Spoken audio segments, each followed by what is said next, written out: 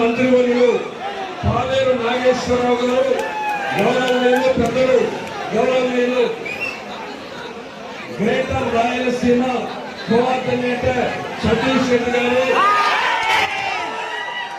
గౌరవనీయులు డాక్టర్ వెంకయ్య గారు, బన్నీ గారు, వేదికను అలంకరించినటువంటి వివిధ స్థాయిల్లో ఉన్నటువంటి ప్రతినిధులందరికీ ప్రత్యేకంగా ఈ రోజున బాబు షూరిటీ మోసం విచ్చేసినటువంటి మండల స్థాయి నుండి రాష్ట్ర స్థాయి వరకు వచ్చినటువంటి ప్రతినిధులందరికీ ఈ సమావేశంలో పాల్గొన్నటువంటి సోదర సోదరీమణులకు, వైఎస్ఆర్ కాంగ్రెస్ పార్టీ అభిమానులకు, కార్యకర్తలకు, పార్టీలందరూ కూడా హృదయపూర్వకమైనటువంటి నమస్కారాలు తెలియజేస్తున్నాం. మహాశయులారా, ఈ రోజున ఈ రాష్ట్రంలో ఉన్నటువంటి వైఎస్ఆర్ కాంగ్రెస్ పార్టీ వ్యవస్థాపకం దగ్గర నుంచి కూడా చేసినటువంటి మహాయోధులంతా కూడా వేదికను అలంకరించినటువంటి దానిలో ఉన్నటువంటి దాన్ని అందరూ చూస్తున్నారు. ఈ సందర్భంగా యువకులంతా కూడా చెప్పేది సక్రమంగా వినాలి, అంతేగాని మీరు కేంద్రం కొట్టి వినకుండా చేయడానికి లేదు. వినాలి, ఎదుర్కోవడానికి బుద్ధి చెప్పాలి.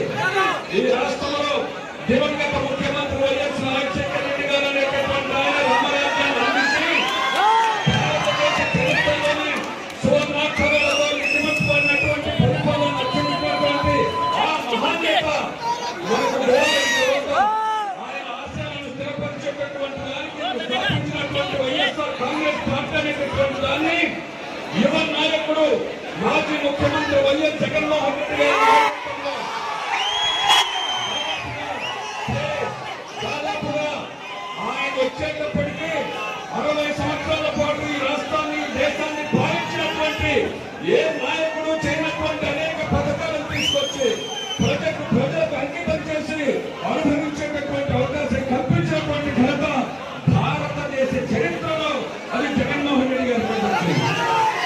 అంతేకాదు, ఒకసారి ఆలోచన చేయండి, ప్రతి పార్టీ కూడా దేశంలో ఉన్నటువంటి ప్రతి పార్టీ కూడా మేనిఫెస్టో ఇస్తూ ఉంటారు. మేనిఫెస్టో అంటే 100 పేజీలు, 200 పేజీలు, 300 పేజీలు ఇచ్చి ఎన్నికలు అయిపోయిన తర్వాత వాటిని మిగతా పట్టాలు కట్టుకునేటటువంటి వాడేవారు. కానీ జగన్మోహన్ రెడ్డి గారి నాయకత్వంలో 4 పేజీల మేనిఫెస్టో ఇచ్చి 99% ఆయన ఇచ్చినటువంటి ప్రతి హామీని కూడా అమలు పరిచినటువంటి ఘనత దేశ చరిత్రలో జగన్మోహన్ రెడ్డి గారికి తెలియజేస్తుంది.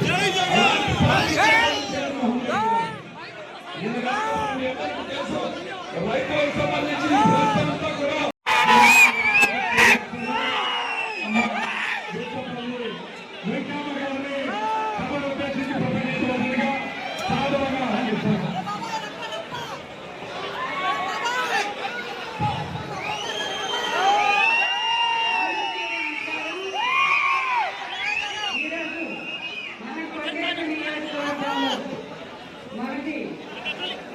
మాజీ మినిస్టర్ అలాగే మనకి కొల్లేరు నియోజకవర్గం ఇన్ఛార్జ్ అయిన మన సురేష్ గారికి, అదేవిధంగా మన ప్రకాశం జిల్లా అధ్యక్షులు భోజేపల్లి శివప్రసాద్ రెడ్డి గారు,